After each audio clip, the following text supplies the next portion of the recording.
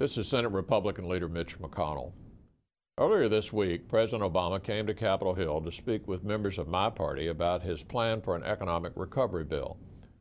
The president said that a stimulus package is needed to revive the nation's troubled economy and to help the millions of Americans who've been affected by it. Republicans in Congress agree.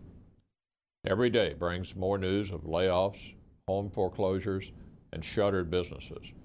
The Labor Department this week reported job losses in all 50 states. In the month of December, in California alone, almost 80,000 people are newly out of work. And across the country, employers are cutting to the bone, even at businesses that most Americans never thought were vulnerable. The problem that started on Wall Street is reaching deeper and deeper into Main Street. And the president is counting on members of Congress to come together in a spirit of bipartisanship to act.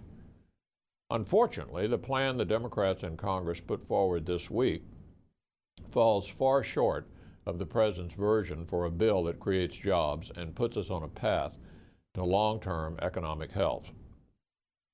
Turning aside Republican ideas, Democratic lawmakers in the House of Representatives produced a massive bill that many analysts say is unlikely to create new jobs or boost the economy anytime soon.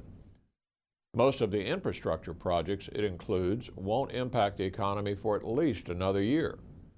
Permanent spending would be expanded by about $240 billion, an increase that would lock in bigger and bigger deficits every year. And the bill is loaded with wasteful spending. $20 million for removal of fish passage barriers, $25 million to improve all-terrain vehicle trails, $34 million to renovate the Department of Commerce building here in Washington, and $600 million to buy new cars for government workers. The task for Democrats in the House was to craft a stimulus plan that was timely, targeted, and temporary. Apparently, they didn't get the memo.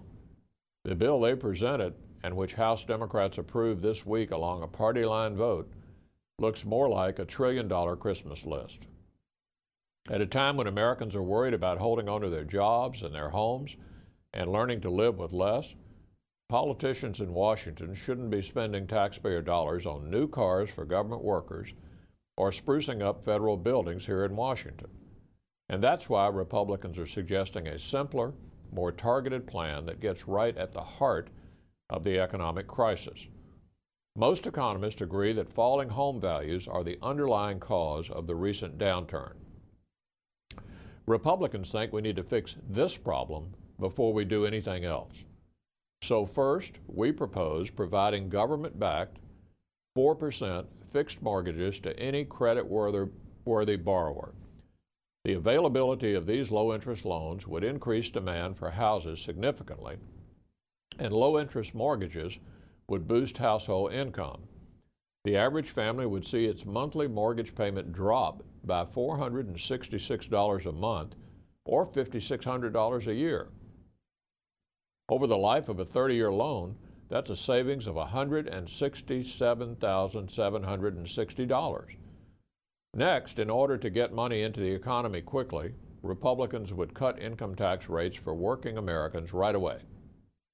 The federal government currently imposes a 10% tax on married couples for income up to $16,700.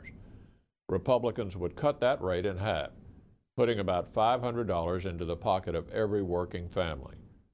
Income between $16,700 and $67,900 is now taxed at 15%. Republicans would cut that rate to 10%. This would put another $1,100 into the pockets of working couples. Single filers would get similar rate reductions.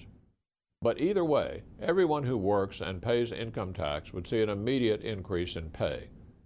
Republicans are committed to working with President Obama to steer Americans out of the current economic troubles.